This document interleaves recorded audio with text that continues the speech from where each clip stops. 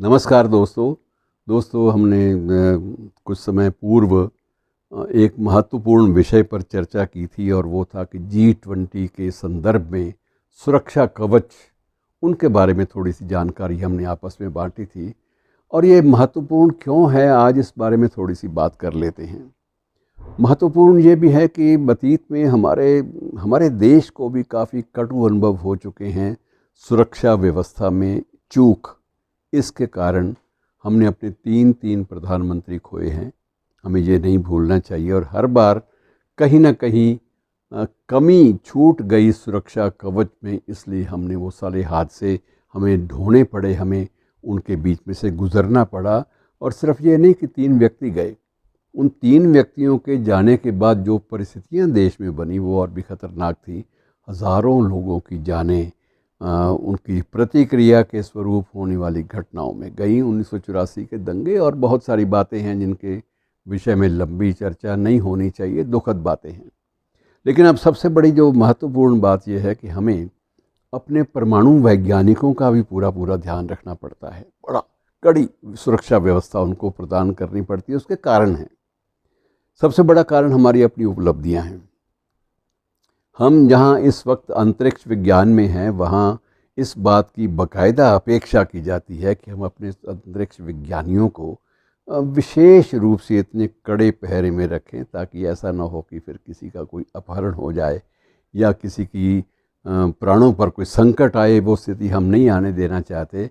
अतीत में दोस्तों हुआ क्या है कि हमने अपने इसी इसरो अंतरिक्ष जो विज्ञान के हमारे कार्यक्रम के जो संस्थापक थे और विशेष रूप से परमाणु ऊर्जा के संबंध में जिस व्यक्ति ने बुनियाद इसमें देश में डाली थी, डॉक्टर होमी भाभा और उसके बाद विक्रम साराभाई, ये दोनों ही हमारे हाथों से छूट गए। इनकी ज़िंदगी, इनकी अमूल्य ज़िंदगी छूट गई और हम लोग इन्हें खो बैठे।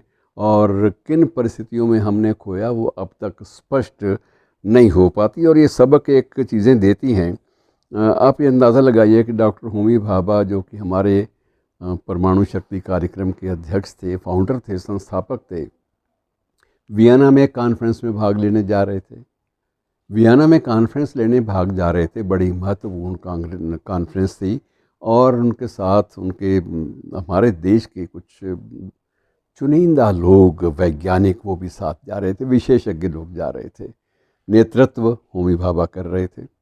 और विमान माउंट ब्लांक के ऊपर से उड़ता उड़ता अचानक क्षतिग्रस्त हो गया। होमी भाभा को हम खो बैठे। और इस तरह से विक्रम साराभाई और उन सब के जो ज़िंदगियां हैं, जो बड़ी हमारे लिए मूल्यवान थी, वो सारी की सारी हम लोग किसी न किसी कारण से, अस्पष्ट कारणों से हम लोग खो बैठे। 1995 से लेकर 2005 तक की अवधि में, 10 वर्ष की अवधि में, हमने अपने 684 परमाणु कर्मी, विशेषज्ञ, वैज्ञानिक खोए।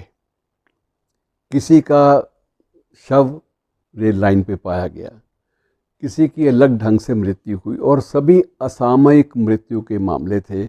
और एक हमारे पास बड़ा एक योग्य वैज्ञानिक था, डॉक्टर नाम्बी नारायणन।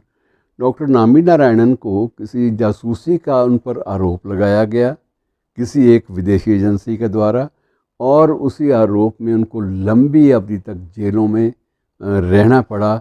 और अलग अलग अदालतों में चलने वाले मुकदमों के बाद अब सुप्रीम कोर्ट के हस्तक्षेप से न केवल उन्हें ससम्मान बरी किया गया, बल्कि उनका 50 लाख रुपए का हर्जाना भी सरकारी तंत्र पर लगाया गया कि इनको वो भी दिया जाए।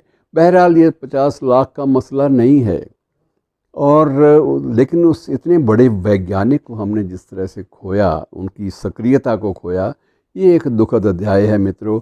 और इसलिए अब ये भी अपेक्षा की जाती है कि हमारे परमाणु वैज्ञानिक और विशेषज्ञ अंतरिक्ष विज्ञान के, ये ज़्यादा सामान्य रूप से, सार्वजनिक रूप से इधर उधर ना जाएं जब तक उनकी सुरक्षा की समुचित व्यवस्था ना हो। तो मित्रों, बहुत सारी महत्वपूर्ण बातें, संवेदनशील बातें, सेंसिटिव बातें इसी संदर्भ में सामने आती हैं और हमें सचेत रहना पड़ता है। वक्त ऐसा है, इसमें जागरूक रहे बिना आप जी नहीं सकते, आप सुरक्षित नहीं हैं। ये बात मान के चलिए और इनकी सुरक्षा में हमारे देश की सुरक्षा, हमारे देश की अखंडता, प्रभुसत्ता, सबकी सुरक्षा जुड़ी हुई है। शुक्रिया।